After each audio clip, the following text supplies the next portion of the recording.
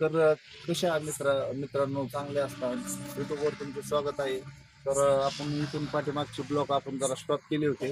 आपल्याला थोडं काम होतं, त्यामुळे आपण काही ब्लॉग टाकू शकलो नाही.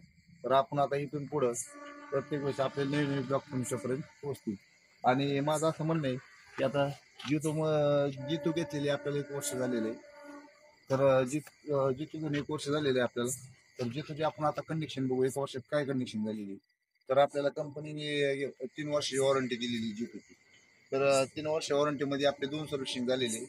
आणि गाडीची सर्व्हिसिंग 22,000 किलोमीटर, म्हणजे 5,000 किलोमीटर आपली सर्व्हिसिंग कंपनीने दिलेली आहे. तर मित्रांनो, आता आपण गाडीला 1 वर्ष झालेलं आहे आणि गाडी आतापर्यंत गाडीचे 22,000 किलोमीटर झालेले आहे. तर 22,000 किलोमीटर गाडी पळाली आपली. तर एका वर्षात कंडिशन तुम्हाला दाखवतो मी. टायरची कंडिशन कशी आहे. थोडीशी कंडिशन म्हणजे अशी थोडी नक्षी उतरलेली आहे गाडीची. आणि गाडीचा थोडासा कलर बी थोडा दिमा पडलेला आहे. आणि तसंच प्लस माझं बी टायर सेम सेम झालेली आहे नक्षी. थोडी थोडी झिजलेली 1 वर्षात. तर मित्रांनो, आतापर्यंत आपण म्हणजे गाडीला 1 वर्ष झालेलं आहे आणि गाडी घेतल्यापासून गाडीत एकदा गिअरचा प्रॉब्लेम आला होता. तर आपल्याला तो प्रॉब्लेम आपण शोरूम मध्ये जाऊन सॉल्व्ह केलेला होता. तर गाडीची गिअर म्हणजे चालू गाडीमध्ये गाडीची गिअर पडत नव्हती. तर मी शोरूमला फोन केला. शोरूमवाल्यांनी मला सांगितलं की गाडी शोरूमला घेऊन या तुम्ही.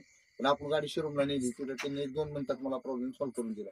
म्हणजे मला असं वाटलं होतं की गाडीत बाबा न्यू गाडी आहे आणि गाडीला असं कसं काय अडचण आली बाबा, गिअर मध्ये कसं काय नेमकी गिअर का पडा. तर गाडीत मला असं वाटलं की काही प्रॉब्लेम आलाय का काय, म्हणजे माझ्या मनात वाटलं की आता चालू गाडीमध्ये आपलं गिअर का पडा. गाडीत गिअर न पडल्यामुळे मी थोडासा घाबरलो होतो. मी शोरूमवाल्याला तिथूनच फोन केला लगेच. तर शोरूमवाले म्हणले काही टेन्शन घेण्यासारखं नाही, तुम्हाला तुम्ही गाडी शोरूमला घेऊन या, आपण तुम्ही गिअरचा प्रॉब्लेम तुम्हाला सॉल्व्ह करून देऊ. मी गाडी शोरूमला घेऊन गेलो आणि त्यांनी 2 मिनिटात मला गिअरचा प्रॉब्लेम सॉल्व्ह करून दिला. फक्त काही नाही, गाडीचा गिअर म्हणजे थोडंसं नट वगैरे काय लूज झालता, तेवढाच प्रॉब्लेम होता. बाकी प्रॉब्लेम नाही आला त्याच्यात. आणि गाडी तिथून मी परत हायशी गाडी चालवत आलो. तर मित्रांनो, तुम्हाला एक महत्वाची गोष्ट सांगायची म्हणजे कसं की आपण गाडी घेतली ती डिझेल गाडी घेतली जिथं, त्याच्यामध्ये सीएनजी गाडी बी. पण मी जिथं डिझेल गाडी का घेतली, ती लोडिंगसाठी घेतली. तर मला डिझेल गाडी आवडली आणि कसं आहे सीएनजीचा प्रॉब्लेम आहे थोडी, त्याच्यामुळे मी डिझेल गाडी घेतली.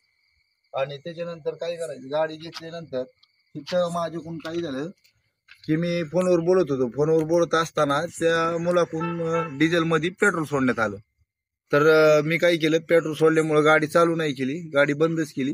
त्याच्यानंतर आम्ही सगळं त्यातलं पेट्रोल मिक्स झालेलं होतं डिझेल मधून काढून घेतलं. आणि त्याच्यानंतर लगेच दुसऱ्या दिवशी जाऊन डिझेल ही नाव टाकून घेतलं. रेड मध्ये तुम्ही टाकू शकता, कारण आपल्याकडून चुकीने होऊ शकतं किंवा समोरच्याकडून चुकीने होऊ शकतं. म्हणून तुम्ही इथं नाव टाकणं गरजेचं आहे. डिझेल ही नाव टाकून घ्या. तर मित्रांनो, आपली गाडी थोडीशी घासलेली मी तुम्हाला दाखवतो. त्या बाजूला आहे, या इकडे दाखवतो.